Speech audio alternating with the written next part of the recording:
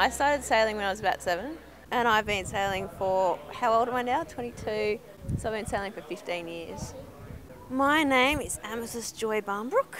Chris Mitchell approached my mum and dad and was like, I can get your daughter sailing. They didn't believe him to start off with. They're like, oh, this crazy guy doesn't know what he's talking about. Chris is the designer of the access dinghies and the designer of the Scud. Chris Mitchell, who designed and builds the boats down in Victoria, we started the whole small access dinghy sailing happening, which has been what has really made sailability a success. I think it was about 3 weeks later, I was on my dam at home sailing a 2.3 access dinghy. 6 months later, I was at the National Championships getting second in servo assist. And then a year later, I think I also won that division and 4th division as well. And so Chris has been helping me with getting into different boats ever since. My name's Neil Anderson. I've been involved with sailability for 15 years. I got involved as part of a personal development project that I was working with. And I met various people, Chris Mitchell, the boat builder, Jackie Kay, who has been inspirational in getting sailability up and running really. And about 3 or 4 of us, have sort of got it building over the years, and we've now got 26 branches in New South Wales, and it's in about 16 different countries around the world. The steering is very similar to my chair, so basically if I go left, the boat goes left, if I steer right, the boat steers right, and it's also got a canting seat, which means that I can stay on the higher side so I don't get as wet and feel like I'm dragging my head in the water. But other than that, it's actually pretty simple for me. Lindsay's got the hard job. He has so many ropes in front of him, I don't know how he works out which one's which. But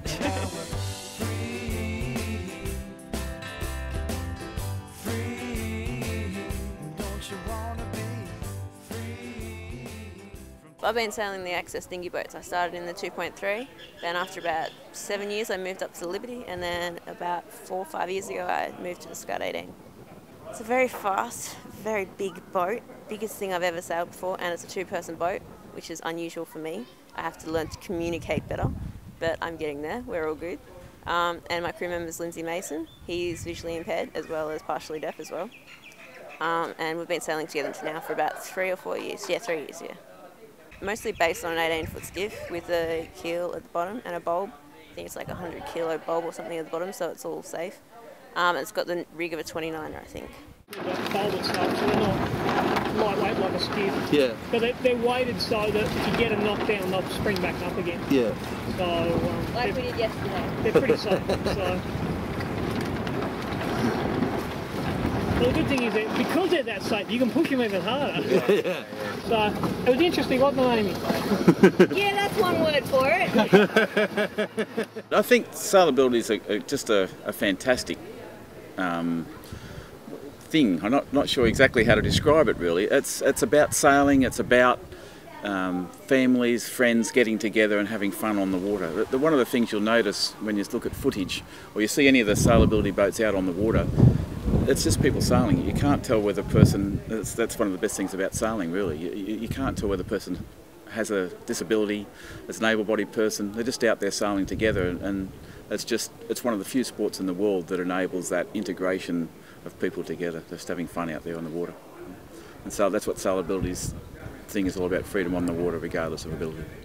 In about 2 weeks I'm competing at Sail Sydney, which goes for 3 days, and then there's a 4-day break, and then I'm competing in Sail Melbourne, and then we're sailing at Weymouth in the UK.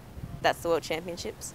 And to actually get into the Paralympics, which is the year after, I have to beat the other Australian team who is also vying for the Paralympics. Last World Championships, they got 3rd and we got 4th. And it was pretty close competition. It's close we've been against them so far. So with a bit more training and a bit more support from people, we should be able to get there. She's sort of the second best sailor of these Scuds in Australia at the moment, and hopefully, and she's very close to the #1, and hopefully by the time the selection for London comes along for 2012 that she'll be the top skipper. There's a little note of hers at that stage saying if she listens to Chris and follows what he says, that one day she hopes she's good enough to represent Australia. I play the trumpet. I've been playing the trumpet about as long as I've been sailing. I've done my 6th grade AMEB with I think I got a B+. Haven't quite gotten to 7th grade yet, but you never know. Once I start doing other stuff, I might just pick it up again and start playing classical and all that sort of stuff. I did a Bachelor of Creative Arts majoring in sound composition and music production. That took me 3 years and I graduated last year.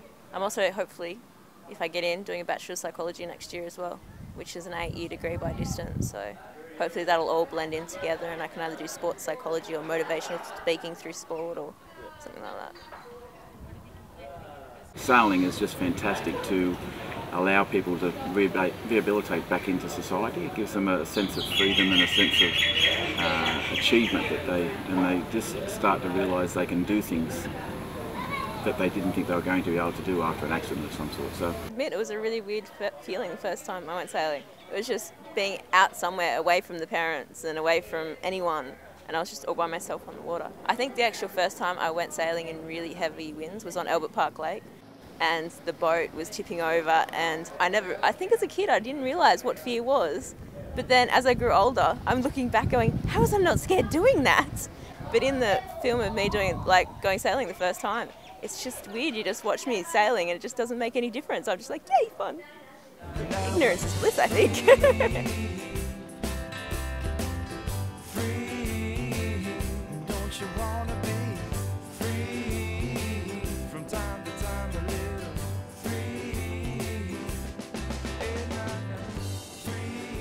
Hi, my name's Amy Barnbrook and I'm vying for the 2012 Paralympics. I'd really appreciate your help if you could, and if you go to www.amysarmy.com.au you'll find all the information for contact details and also donations. Thank you.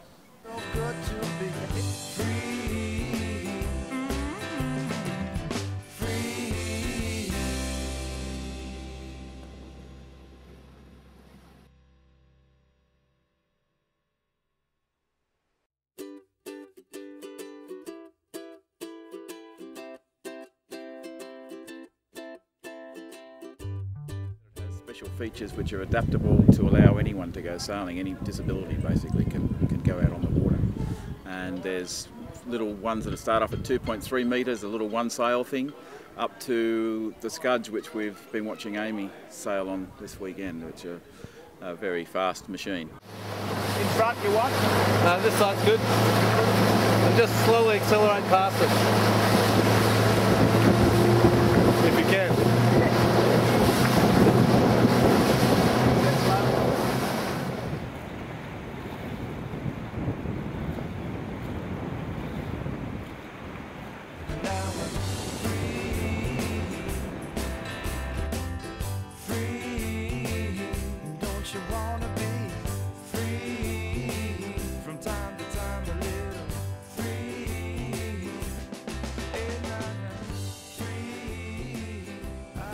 The sense of freedom that people speak about when they return to shore, that they've left their wheelchair behind, it's for some people with extreme disabilities, it's one of the first times in their lives that they've had the opportunity to choose where they go, because they've been directed around life, and suddenly they're in a boat with a little toggle switch or something that's allowing them to steer a boat and go in the directions that they want to do. So the freedom that they experience in that situation is quite amazing. There's been family with tears running down their cheeks because they see their daughter or son for the first time off and racing away and with the wind in their hair.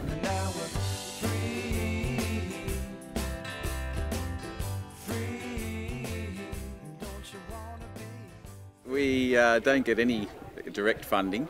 It's all from sponsorship and cap in hand to a certain extent, but we're hoping to get some great sponsors to support our fleet of boats and our sailors to go on and achieve, their efforts of trying to represent in Paralympics and World Championships that happen in these boats. It's called the Access Dinghy Sailing Systems, and so we basically use Access dinghies for the majority of our sailing. They're a boat that's able to be sailed by anybody, but it has special features which are adaptable to allow anyone to go sailing. Any disability basically can go out on the water.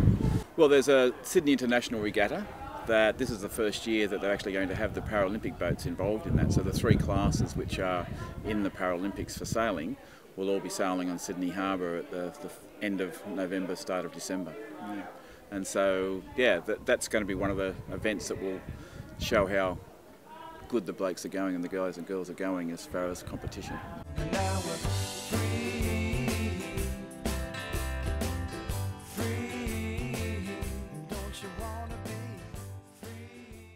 My name's Neil Anderson. I help run Sailability New South Wales and Sailability Australia, and we're after sponsorship. We have a lot of costs and expenses in running our our system of sailability, and we need support from sponsors. There's a list of things we require. There's, other than just funds, we also need product, sunglasses, gloves, wet weather gear. But there's a lot of funds required to move people around to compete in competitions. And so yeah, anything that's possible to come to us. We're a public benevolent society, so donations are tax deductible. We will issue a receipt for any financial contributions. But anything that you can throw towards our organisation will be very much appreciated. Don't you wanna be